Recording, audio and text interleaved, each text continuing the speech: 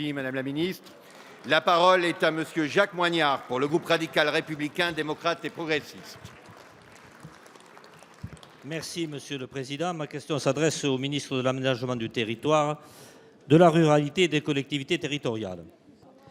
Monsieur le ministre, les 2 dernières décennies ont favorisé et consolidé le développement des structures intercommunales par l'adoption de plusieurs lois votées, notamment celle du 6 février 1992 relative à l'administration territoriale de la République. Dans la continuité de celle-ci, la loi du 7 août 2015 portant nouvelle organisation territoriale de la République, dite loi NOTRe, amorce une nouvelle étape d'intercommunalité. À cet effet, la loi introduit de nouvelles dispositions. D'abord, le relèvement des seuils de constitution des EPCI à fiscalité propre et l'octroi à leurs bénéfices de nouvelles compétences. Ensuite, elle prévoit l'adoption ou la révision avant le 31 mars 2016 des schémas départementaux de coopération intercommunale que nous connaissons sous le sigle SDCI. Avec la consultation des commissions départementales de coopération intercommunale, le mois de mars s'annonce décisif pour l'avenir de nos intercommunalités. Nous y sommes. Aussi, Monsieur le ministre, à quelques jours de l'adoption ou de la révision des schémas départementaux de coopération intercommunale, tel un placo musophile disposant ces pièces, quelles garanties pouvez-vous apporter en matière de fusion de communautés de communes? Quelle réponse pouvez-vous donner à l'inquiétude exprimée sur les conséquences issues de la fusion de communautés de communes, notamment en matière de compétences? Et en quoi ces nouvelles intercommunalités seront-elles plus aptes à répondre aux défis de la société moderne et aux nouvelles attentes des citoyens auxquelles les communes isolées peuvent de plus en plus difficilement faire face? Je vous remercie. Merci, Monsieur le député Moignard. La parole est à Monsieur le ministre de l'Aménagement du Territoire, de la Ruralité et des Collectivités territoriales, Monsieur Jean-Michel Baillet.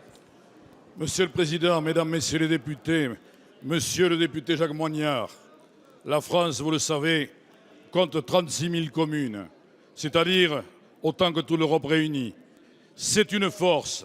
Nous en sommes fiers et nous sommes attachés à l'existence des communes car elles sont la légitimité et le creuset de la démocratie locale.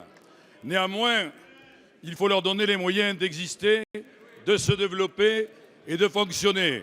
Pour ce faire, la France, dans ses divers gouvernements, a initié il y a déjà 25 ans un vaste mouvement d'intercommunalité.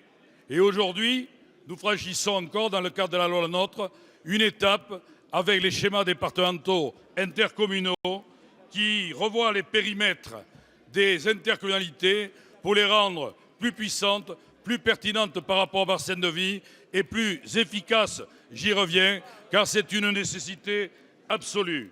Les préfets ont donc pour instruction de clôturer avant la fin du mois les schémas départementaux. J'ai organisé dans mon ministère un comité de suivi et je vois que la plupart des schémas sont adoptés à une large majorité. Nous avons donné instruction aux préfets de se montrer compréhensifs sur les quelques difficultés qui peuvent subsister et nous continuons à créer les conditions pour que les compétences soient appliquées dans les meilleures conditions, que ce soit les compétences obligatoires pour lesquelles il y aura des possibilités de conventionnement ou que ce soit les compétences facultatives pour lesquelles il y aura des délais un peu plus allongés afin que les choses se mettent en place dans les meilleures conditions. Voilà, monsieur le député, ce que nous sommes en train de faire. Ça se passe dans de bonnes conditions et je suis sûr que pour les élus et pour les communes, ce sera un plus très rapidement. Merci, Monsieur le ministre.